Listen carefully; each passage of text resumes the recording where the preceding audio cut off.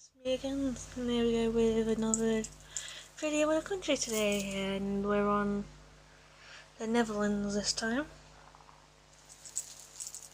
So yeah, here we go with the history of the Netherlands first, as usual. So yeah, during the ancient times, geographically it was a difficult area to live in, as the ancient Netherlands for their inhabitants, which are Celtic and Germanic tribes.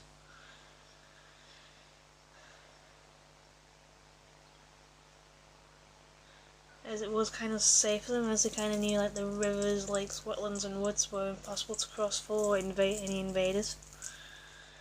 And it was only in the 1st century BC that the ancient Roman Empire conquered the southern parts of the land, establishing a important military post in Nijmegen.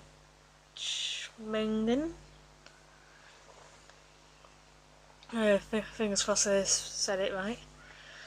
So yeah, but the north of today's Netherlands remained unconquered nor ever invaded, and under the Roman administration, prosperity grew for almost 300 years. But as the Roman state empire got weaker and all that, the German tribes started to invade the land, and the most powerful of them, the Franks, invaded the territory in the 5th century and brought Christianity with them. And by 800, today's Netherlands was a part of the powerful Franks Empire of Charlemagne, as it is in Nijmegen that Charlemagne built one of his palaces, and tradition says that Nijmegen was his favourite residence, while Aachen, today in Germany, was the empire's capital.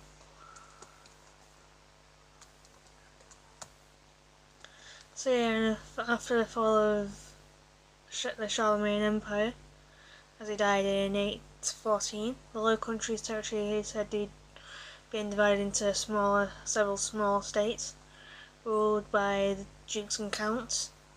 And by the same time, in the Middle Ages and all that, there's a strong economical development made in the Netherlands, and it was one of the richest areas in Europe. As agriculture, along with crafts and commerce, rich towns and important trading links reached as far as Asia and North Africa, and transformed the Netherlands into an area where the feudal power has been limited, as safety of movement and economical activities was established and was able to sustain growth to a certain extent. And then neighbourhood powers like the first Dukes of Burgundy, and later the Habsburgs after 1477. The marriage of Mary of Burgundy to Archduke Maximilian Habsburg tried to dominate the Netherlands and introduced taxation there. But in 1555, Charles of the Habsburg dynasty granted the Netherlands to his son, Philip II, King of Spain. As Philip II was a Catholic, then part of the Netherlands Protestants, the Dutch resisted not only to the new taxation, but the intolerant and oppressive methods of the administration of the Spanish king and his governor Prince Alba. And a long 80 years lasting war began, feeling the national identity develop in the Netherlands during the war. And in 1581, Union Utrecht reclaimed independence from Spain, and the new nation suffered from a series of reverses in the war, but finally in 1648 the Spanish recognised the sovereignty of the Republic, and the Dutch Republic remained until 1794, at least nominally, under the powers of the Austrian throne of Habsburg. And despite all the war destructions and hardships, the Dutch continued expansion of the seas and discoveries of new routes and lands, and by the mid-17th century, the Republic was the biggest maritime power in Europe, and Amsterdam was the most important financial centre of the continent, and naturally was about domination of the seas with England, and wars to resist growing power of France on the mainland followed. At the beginning of the 18th century, the domination of the biggest absolutist empires of France, Austria, Russia and Prussia on the continent and the United Kingdom at sea. The demise of the tiny Dutch Republic began, and an important economical factor has also been the fall of Poland, which lost Ukraine to Russia and was not able anymore to supply grain to the Netherlands. The growth of the liberal and republican ideas and world of resistance to the ideas of the people I've forgotten where I was. People who ruled the Dutch Republic led to the end of the 18th century and to the creation of the Kingdom of the Netherlands, which after the fall of Napoleon included the territories of today's Belgium and Luxembourg, and Belgian provinces revolted in 1830 and separated into the Kingdom of Belgium, and Luxembourg, although independent, has always been united with the Netherlands by a person of a monarch, and Luxembourg finally separated from the Kingdom of Netherlands in 1890, when the Dutch King William III died, not leaving a male heir, which was a condition to rule the Duchy of Luxembourg. And in the second half of the 19th century, though slow but consistent economic growth and important constitutional reforms, the Netherlands became more liberal and modern state. During World War II, the Netherlands remained neutral, but they didn't have that luxury in World War II from 1939 to 1945, as the Netherlands were invaded and occupied by the Germans in 1940. And after 2 years of relative prosperity, when only the Jewish population had been persecuted, the whole country began to suffer the burden of a war and increasing German terror. The Dutch resisted against attempts of Nazi Germany to incorporate the Netherlands into the Third Reich during World War II, and the leadership of the royal family in the struggle with the occupants are still alive in the Dutch people's memory, many Dutch people's memories. And after difficult years of reconstruction in the aftermath of World War II, the Netherlands sustained into the second half of the 20th century a continuous and fast economical growth, and today Netherlands is one of the most developed and wealthiest countries in Europe and possibly the world. So yeah, so moving on to language, and I mentioned the word many times over the history, but here we go with the language, which is Dutch and is currently spoken by about 28 million people worldwide, and is recognised as the official language of Suriname, Belgium and the Kingdom of Netherlands, which Netherlands four constituent countries, and there are many similarities with German and English, and thought to have originated from the same language group over 1,000 years ago. And during the earlier medieval period, Old Franconian began to develop into Old Dutch. In the Low Countries, eventually Old Dutch completely supplanted its predecessor and became the main language spoken in the area. That would become... Yeah?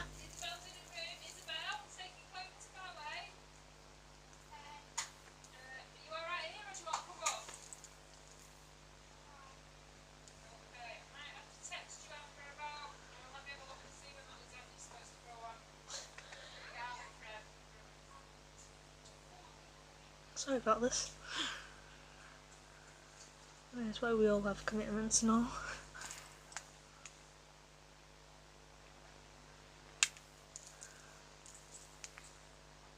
French Old Dutch completely supplanted its predecessor and became main language spoken in the area that would later become the southern Netherlands and northern Belgium. There are very few written examples of Old Dutch from this period, as it is mainly served as a spoken language. However, there are still several existing documents written in Old Dutch, such as the often repeated Hagan alle Vogale poem, which is currently owned by the University of Oxford. Eventually, Old Dutch evolved into Middle Dutch and split into several regional dialects, which were partly sustained by provincial political divides. And after the House of Burgundy gained control of the Low Countries. Yeah? Okay. So about another 25 minutes. But I was going to go on for much longer later, considering about halfway through. Sustained political divides after the House of Burgundy gained control of the Low Countries in the 14th century. Efforts were made to standardise the Dutch language, and by the 16th century, Antwerp had become the most powerful city in the Low Countries and heavily influenced the region's dialects until the Spanish sacked the city in 1584, leading to a mass exodus of the people of Holland, which were ruled by the newly formed Dutch Republic. And in 1637, the Protestant leaders of the Dutch Republic published a new Dutch edition of the Bible, which effectively standardised the language, although Dutch continued to develop separately in the Flemish regions.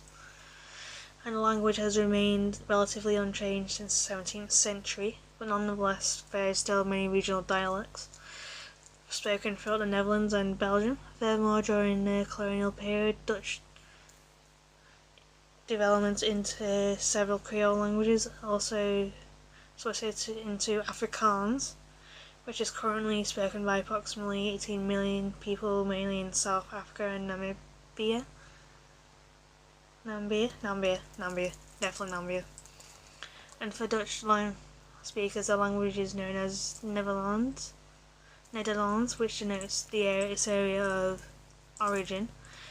And the English words Dutch derives from an old Germanic word meaning popular, which means popular, and refers to the fact that there were language precursors served as a vernacular for the general populace during the times where Latin was used as the official language for the ruling Catholic Church.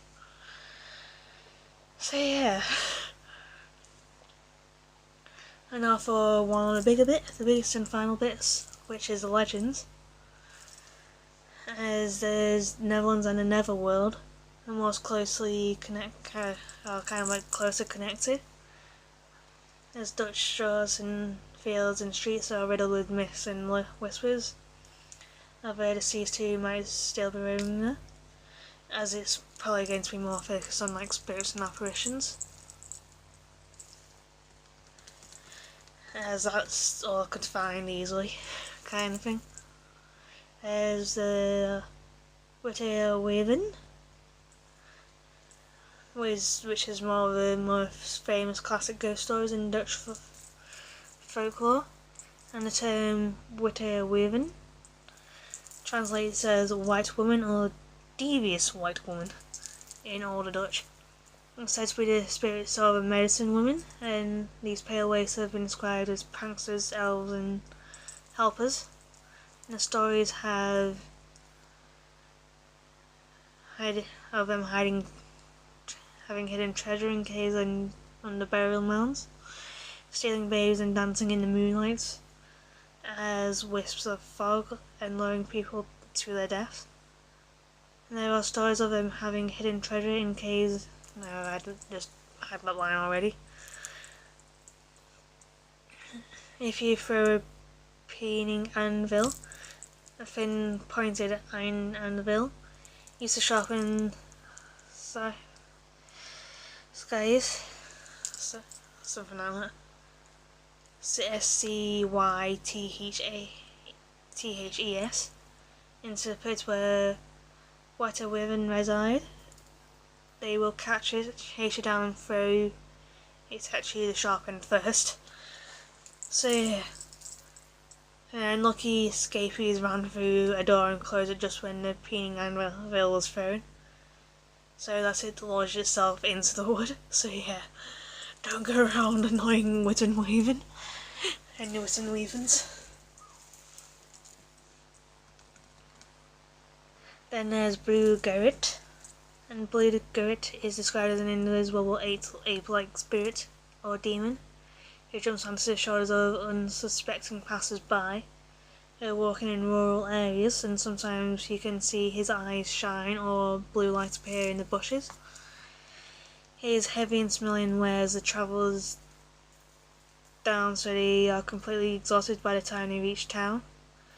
And walking the tracks of a cart, he will push you aside. When Blue Garret is a tease, but can sometimes save people in need, and an old story tells of a widow's daughter who was about to be kidnapped by a young lord. His horse would not budge though, and suddenly Blue Garret appeared in a frightening blaze, and Blue Garret jumped on the lord's back and rode a man who fled on foot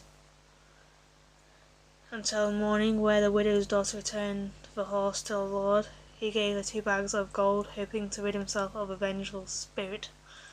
And a similar description of the Blue Garret fits into water, so called the Ossert. And sometimes Ossert is said to be a black beast with huge claws and burning red eyes. Right, there's Siege Ghost, as a tanner's daughter from Siege named Dina was dating a young sailor to the envy of his sister Helena. And one day, when he was out sailing, his sisters fought viciously, and in a flurry of anger, Helena pushed Dina down the basement stairs and beat her to death, and threw the hatch shut, and she got to marry the sailor instead of Dina. But Helena spent 2 years racked with guilt, and she finally admitted to the murder on her deathbed, and the sailor turned away from her in disgust, and she died miserable and alone. And the very nice residents of the Siege were aroused by chilling wails and raging howls. As a lone wanderer in Siege still encountered the lonely ghost of Helena from time to time, and you know, when she's there, it's said that cold shivers run down your back. Then there's a third fisherman, as 2 men from Maastricht went fishing by night near the Maas River, and he found a small barge and sailed out. After a few hours of looking out over the dark waters and catching fish, one of the fishermen looked to the side and got such a shock that he bumped into a friend. The other man looked and turned ash grey. "I know, are you seeing what that too?" one muttered. Yes I am," whispered the other, but neither of them moved, as they felt as if they were nailed down. In the front of the boat, a third fisherman was sitting with his rod cast out, his back towards them, as the 2 fishermen stared at the surprised visitor, not even moving when they got a bite on their line. And after what seemed like ages, the church bells struck. The third fisherman stood up, turned, and walked towards them. The first fisherman hid his face in his hands. The second one saw the stranger's face, looked at it, and its face looked like it was spun from cobwebs. As he moved past him, steps over the side, the boat never rocked. So yeah, spooky! Then there's a headless man, which also takes place in the Maas River. And one night the merchant was waiting for a ferry, and the oarsman refused to let him cross, saying the headless man was roaming the opposite shore. And the merchant joked that without a hair this man would have no teeth to bite him with, and demanded to cross. The merchant got off across the river and continued on foot. After a while he became aware of a gigantic dark shape by his side, and it stopped when he stopped and moved when he moved. And when he finally dared to face the shape, he saw a 5-meter high man with broad shoulders and no head. He looked down and the 2 long horse legs clocked over the ground, and the merchant kept walking straight ahead, staring straight ahead, while the headless man, when walked by his side under his breath, he frantically muttered a prayer. When he finished the words, the headless man disappeared with a loud wail, leaving behind a hellish stink. So yeah, very interesting and spooky. So yeah, I'm going to leave it there and hope you enjoyed it. Sorry if I mispronounced anything. So yeah, I'll see you all later today and tomorrow and all that. So yeah, au revoir.